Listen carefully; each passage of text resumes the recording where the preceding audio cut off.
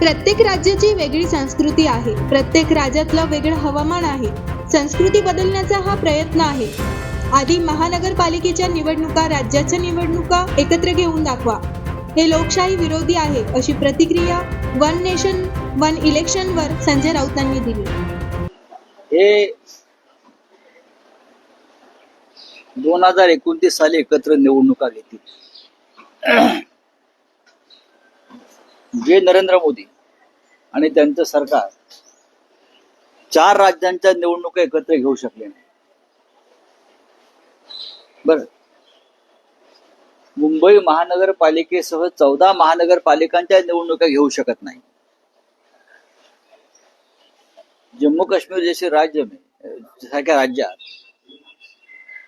3 वर्ष निवडणुका घेऊ शकले नाही. मणिपूरला जे सरकार पळून जात आहे,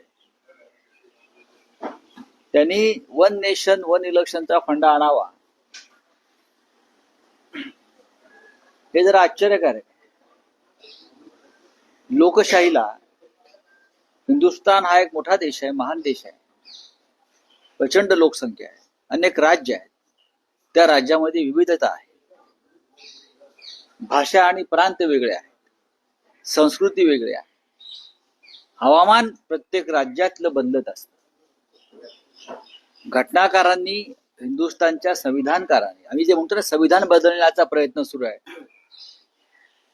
संविधान बदलण्याचं, संविधानामध्ये जे काही मार्गदर्शक तत्व आहेत ती बदललीच जात आहेत. लोकसभा निवडणुका, राज्यसभा निवडणुका, राज्याच्या निवडणुका त्यांना यासाठी एकत्र घ्यायच्या आहेत, कारण ईव्हीएम मध्ये किंवा यंत्रणेमुळे एकाच वेळेला निवडणुका जिंकायच्या, एकदाच ईव्हीएम फिट करून टाकायचे.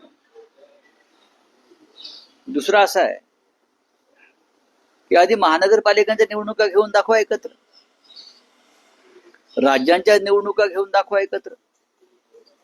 वन नेशन वन इलेक्शन हे लोकशाही विरोधी आहे. भविष्यामध्ये कदाचित नो इलेक्शन हा त्यांचा नारा असेल, त्याची सुरुवात आहे. आज वन नेशन वन इलेक्शन, भविष्यात हा देशच राहणार नाही, नो इलेक्शन नो नेशन, हे सुद्धा हे करू शकतात, त्याची तयारी आहे. आम्ही सगळे इंडिया आघाडीचे लोक एकत्र बसून याच्यावरती चर्चा करू. जेव्हा संसदेमध्ये हा प्रस्ताव येईल, तो विधेयक येईल, त्याच्या आधी आम्हाला चर्चा करावी लागेल. पण भारतीय जनता पक्षाचं प्रत्येक पाऊल हे संविधानाला आव्हान देणार आहे. घटनाकारांनी, संविधानाच्या निर्मात्यांनी ज्या तरतुदी करून ठेवलेल्या आहेत त्या लोकशाहीच्या दृष्टीने अत्यंत महत्वाच्या होत्या, आणि मोदी त्या संविधानावरच हल्ला करताना दिसत आहे.